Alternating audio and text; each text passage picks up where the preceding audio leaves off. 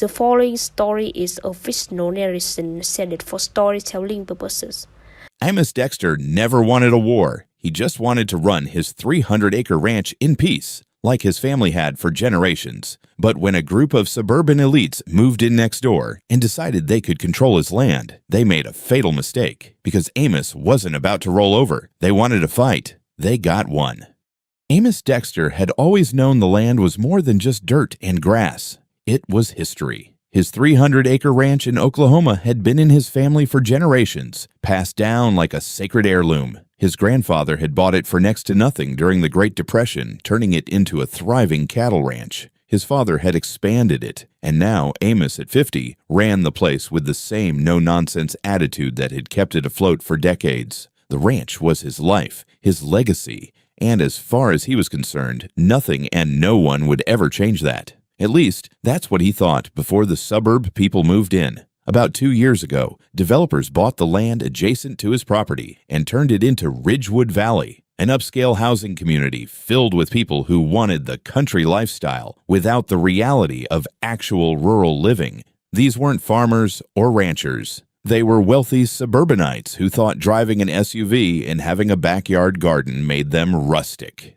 They wanted the picturesque scenery, but none of the dust, none of the animals, and certainly none of the smell that came with real farm life. With them came something even worse, a homeowners association, HOA. At first, Amos didn't pay them much attention. He had nothing to do with their little community, and his land was not part of their HOA agreements. As far as he was concerned, they could play pretend all they wanted. He kept his cattle grazing, his tractors running, and his land exactly as it had been for generations. Then the letters started arriving. The first one came neatly printed on embossed paper, complete with the HOA's official seal. It politely requested that he consider limiting the number of cows he let graze near the property line because, according to complaints, the odor was disturbing the community. Amos laughed so hard he nearly choked on his coffee. The second letter wasn't so polite. It demanded that he replace his wooden ranch fencing with something more in line with Ridgewood Valley's aesthetics.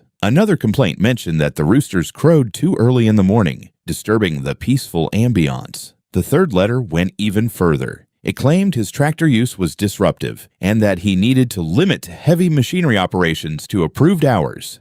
That's when Amos started getting really pissed off. One afternoon, as he was fixing a fence along the property line, a sleek black SUV rolled up his gravel driveway. Out stepped a tall woman in her mid-50s, dressed in a designer pantsuit and pristine white heels, a sight that looked completely out of place on a ranch. She strode toward him like she owned the place, flashing a tight, artificial smile. "Mr. Dexter, I presume?" "That's me," Amos grunted, leaning against the fence post. She extended a hand. Sheila Farrell, president of the Ridgewood Valley Homeowners Association. Amos didn't shake it. He just nodded, waiting. Sheila cleared her throat, withdrawing her hand. "I wanted to come speak with you personally. We've sent multiple notices, and I assume you've received them." "Oh, I got 'em," Amos said, wiping his hands on his jeans. "They went straight into my fireplace." She blinked, clearly thrown off for a moment before composing herself. "I see. Well, Mr. Dexter, we were hoping to reach a compromise. Your property is quite rustic." "It's a ranch." "Yes, but you see, it's affecting our community's property values." There it was, the real reason she was here. The HOA didn't care about the cows or the roosters. They cared about money. "You moved next to a working cattle ranch, and now you don't like the smell," Amos said, crossing his arms. "That's like buying a house next to a train track and complaining about the noise." Sheila forced a laugh. "I understand your perspective, but we have certain standards in Ridgewood Valley, and your property is, well, it's visible from the community." Amos let that hang in the air for a moment before asking, "So what exactly are you asking me to do?" She brightened. "I'm so glad you asked. We have a few simple requests. First, we'd like you to move your livestock at least half a mile from the property line. Second, we need you to replace that old wooden fence with something more modern. Wrought iron would be nice. Third, we'd appreciate it if you could limit your tractor use to after 10 a.m. so that—" Amos cut her off. "Not happening." She blinked again. "Excuse me. This land's been a working ranch since 1925. I'm not changing a damn thing because some city folks don't like the way it smells." Sheila's smile vanished. Her expression hardened into something colder. I was hoping we could resolve this amicably, but if you refuse to cooperate, the HOA will have no choice but to take further action. Amos chuckled, shaking his head. Lady, your HOA means jack squat to me. My land ain't part of your little suburb, and you got no authority here. Her lips pressed into a thin line. We'll see about that. She turned sharply on her heel and marched back to her SUV, slamming the door behind her before peeling out of the driveway. Amos watched the dust settle, muttering, "Hell's coming, I guess." And sure enough, it did. It didn't take long for Sheila Farrell and her HOA goons to make good on their threats. Just 3 days after their little conversation, Amos was out feeding his cattle when a county police cruiser pulled up to his barn. 2 uniformed officers stepped out, one older and one young enough to look fresh out of the academy. The senior officer, a burly man with a weathered face, approached. "Sir, we received a complaint about unauthorized commercial activity on this property." Amos wiped his hands on his jeans, unfazed. "That's so." "And who filed the complaint?" The officer glanced at his notepad.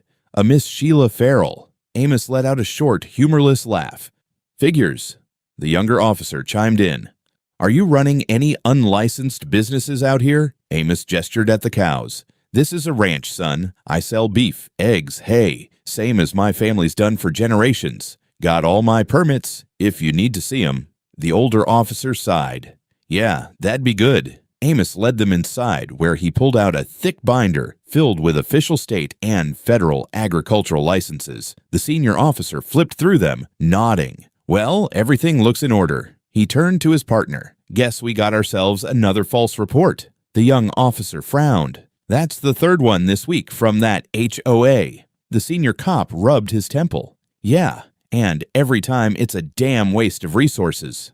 Before leaving, the officer gave Amos a knowing look. "I don't think this is the last time she'll pull something like this. Keep your paperwork handy." Amos smirked.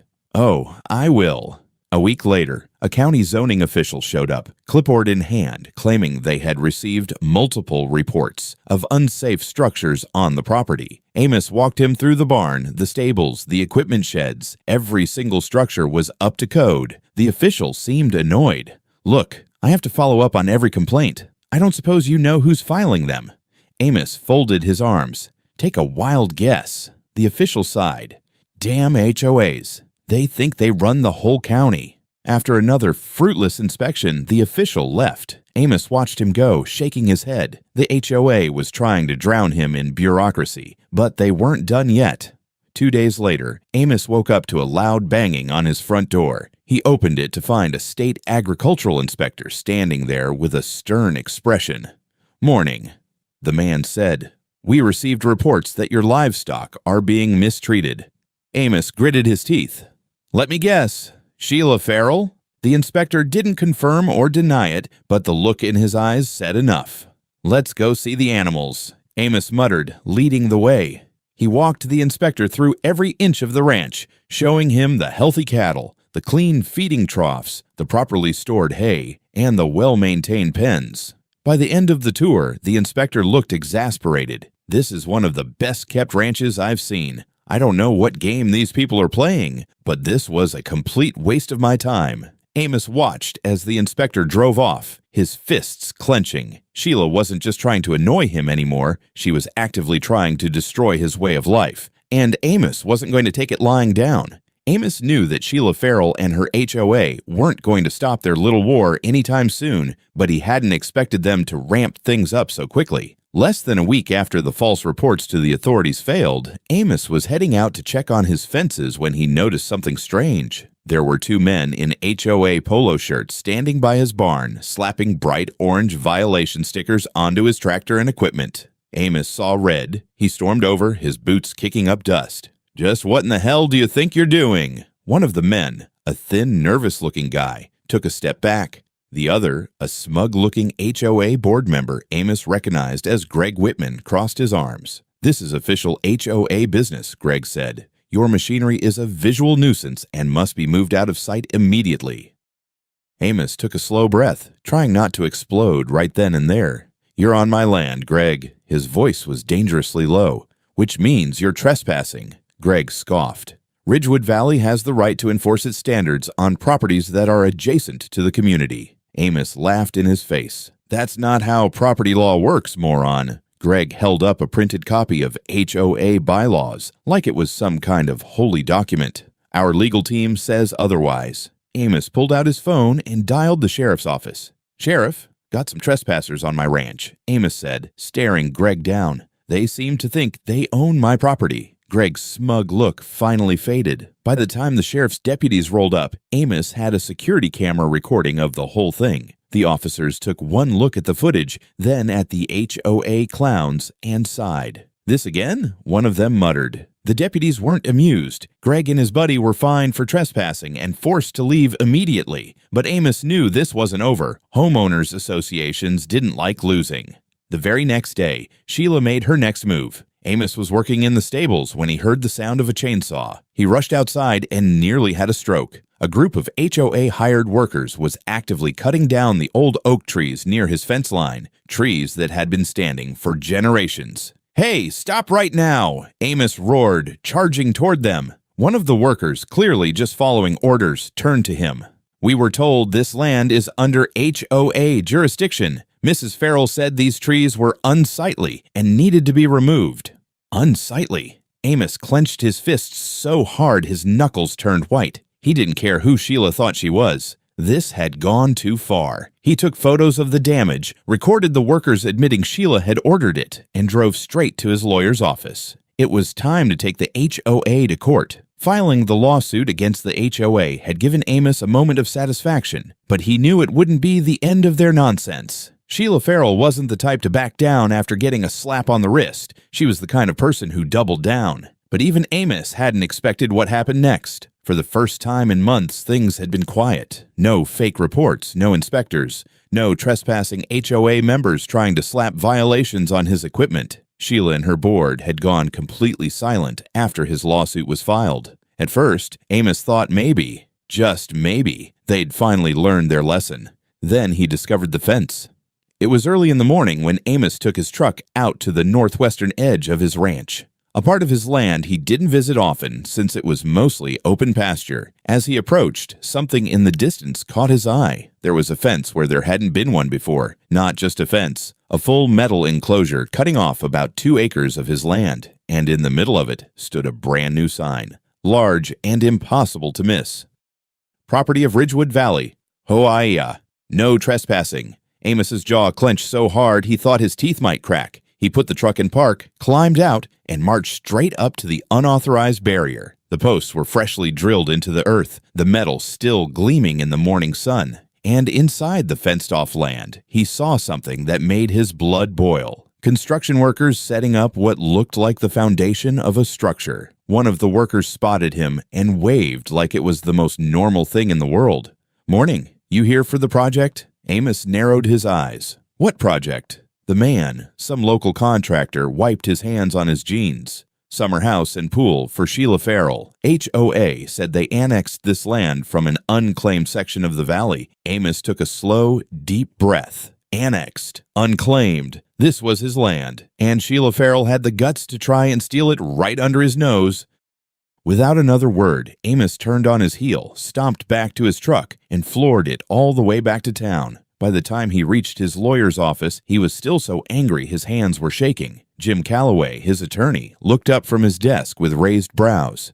"I take it something happened." "You could say that," Amos growled, slamming his phone on the desk and pulling up pictures of the fence, the sign, and the construction site. Jim leaned forward, eyes scanning the images. Slowly, his expression shifted from confusion to outrage. "Jesus Christ," he muttered. "They actually put up a fence and started building." "Yeah," Amos's voice was like gravel. "And they're calling it unclaimed land." Jim exhaled sharply, then reached for his files on the property. He flipped through land deeds, survey maps, and legal documents before slamming a finger down on one particular page. "This is your property," Jim confirmed. "There's no loophole, no unclaimed land nonsense. They just straight up stole it." Amos cracked his knuckles. "So what do we do?" Jim's grin was wolfish. "Oh, we're going to burn them to the ground." The very next morning, Amos and Jim marched straight into the county courthouse and filed an emergency injunction against the HOA. Illegal land seizure, fraud, destruction of private property, and the best part, they requested an immediate cease and desist order, which meant Sheila and her cronies had no idea what was coming. By noon, Amos had a court order in hand. By 2 p.m., he was back at the stolen land, and this time, he wasn't alone. 2 sheriff's deputies stood beside him as HOA contractors were forced to halt construction. And just as Amos expected, a very pissed-off Sheila Farrell came storming up the dirt road, looking like a cat that had just been tossed into a bathtub. "What the hell is going on here?" she snapped. One of the deputies held up the court order. "Ma'am, you and the Ridgewood Valley HOA have been served with an injunction. You are illegally occupying private property. All construction must stop immediately." Sheila's face twisted into something ugly. That land was unclaimed. Jim Calloway stepped forward with an actual land deed in hand, waving it in her face. "No, Sheila, it wasn't. This is Amos Dexter's land, and you knew it." Her expression flickered with panic for the briefest second before she straightened her shoulders. "This is a mistake. I have lawyers." Jim cut her off. "Yeah? So do we." And with that, Sheila Farrell, the all-powerful HOA queen, watched in horror as her dream summer home and pool came to an abrupt, humiliating end. Sheila Farrell wasn't used to losing, but as she stood there, clutching her pearls like she was about to faint, watching her dream summer home being shut down, Amos could see it finally sinking in. She had messed with the wrong man. The sheriff's deputies didn't even give her a chance to argue. The court order was final, and that meant all construction had to cease immediately. The workers were ordered off the property, and Sheila, well, she stood there fuming, her face red as a sunset. "This isn't over," she spat at Amos. "Oh, it's over," he said, arms crossed. "But while you're here, I got something for you." He turned to one of the deputies and motioned toward the massive, newly installed no trespassing sign he had brought earlier. It was even bigger than the one Sheila had put up, and it read, "Private property. Dexter Ranch. Trespassers will be prosecuted." And right below it, in bold letters, "Violators will be met with legal action and large angry cattle." Sheila's eyes bulged. "You can't be serious." Amos smirked. "Dead serious. In fact, consider this your final warning." Then, just to drive the point home, Amos personally nailed the sign to one of the metal fence posts before turning to the construction workers. "Y'all got 10 minutes to clear out," he said. "And if any of you step foot on my land again, you'll be getting a visit from my lawyer and a very large, very angry bull named Samson." The workers didn't hesitate. They grabbed their tools and left in a hurry. Sheila, however, lingered, her nails digging into her palms as she glared at Amos. "You're going to regret this," she hissed. Amos grinned. "Oh, I doubt that, Sheila, but I think you sure as hell will." And with that, Sheila stormed off, defeated. For now. Sheila Farrell might have lost the battle, but Amos knew she wasn't the type to go down without a fight. And, sure enough, just 3 days after her failed land grab, he got a letter from her attorneys, a desperate attempt to justify the HOA's actions. Ridgewood Valley HOA maintains the right to oversee properties that directly impact the community's aesthetic and overall value. Your aggressive actions against our board members and the unjust removal of HOA-approved fencing constitute a violation of community guidelines. We demand an immediate cease of all further retaliatory actions. Amos nearly choked on his coffee laughing. They were still trying to act like they had power over his land. This time, he didn't even bother responding. He let his lawyer, Jim Calloway, handle it. And Jim loved a good fight. The court hearing came fast and hard. Amos sat calmly at the plaintiff's table while Sheila and her overpriced legal team tried every trick in the book to claim that the land was mistakenly annexed, and that the HOA had every reason to believe it was unclaimed. But Jim wasn't having any of it. He laid out the evidence, survey maps, land deeds, the HOA's own emails proving they knew damn well the land wasn't theirs. He even had construction receipts showing that Sheila had personally approved the project for her own private use. The judge, a gruff older man who clearly had zero patience for HOA nonsense, leaned forward and gave Sheila a hard look. "Mrs. Farrell," he said, "what you and your HOA attempted was blatant land theft. You knowingly trespassed, authorized construction on land you didn't own, and repeatedly harassed Mr. Dexter despite having no legal authority over his property. Sheila swallowed hard, her perfect composure cracking for the first time. The ruling came down swiftly and brutally. The HOA was fined $300,000 for illegal land seizure, fraud, and trespassing. Sheila Farrell was forced to resign from her position as HOA president. All legal rights of the HOA to interfere with Amos's ranch were permanently revoked. Any future harassment from the HOA would result in criminal charges. And the cherry on top? The judge forced Sheila to personally sign a public apology to Amos, admitting that she had overstepped her authority and unlawfully tried to claim his land.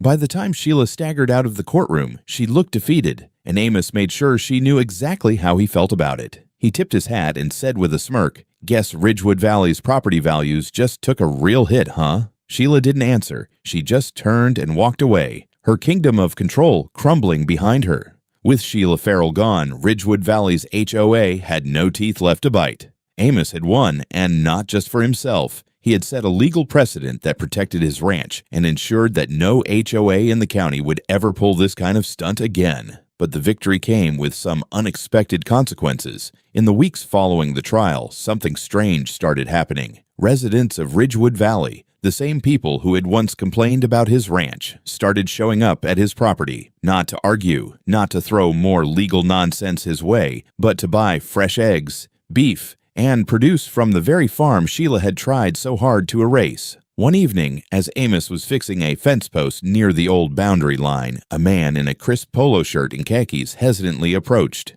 Mr. Dexter?" Amos wiped sweat from his brow. "Yeah?" The man cleared his throat.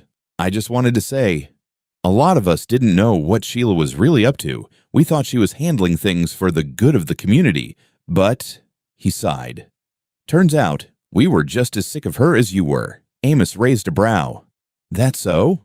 The man nodded. We've been talking, and we actually think it'd be nice to have a real farmer's market, something to bring the community together. And, well, we figured there's no better person to run it than you." Amos couldn't help but laugh. "Oh, so now you want the smell of cow manure in your lives?" The man chuckled, scratching the back of his head. "I think we've learned a thing or two about appreciating the land." 1 year later, Amos stood on his newly built farm store porch, watching as families from Ridgewood Valley shopped for fresh produce. Kids fed the goats in the petting area, and former HOA members actually volunteered during the busy seasons. Ironically, the very thing Sheila had tried to eliminate had now become a community staple. As for Ridgewood Valley's new HOA president, the board had elected Roy Wheeler, a retired rancher who understood the value of the land. One of his first moves, officially banning any future HOA interference with agricultural properties. And Sheila Farrell? Last Amos had heard, she had moved to Florida, where she had joined another HOA, only this time she wasn't the boss. Amos couldn't imagine a worse punishment for her than having to live under the very kind of rules she once enforced. As the sun set over his unchanged, untamed 300 acres, Amos tipped his hat, took a deep breath of fresh farm air, and grinned. Some battles weren't just about winning. Some were about reminding people who was really in charge.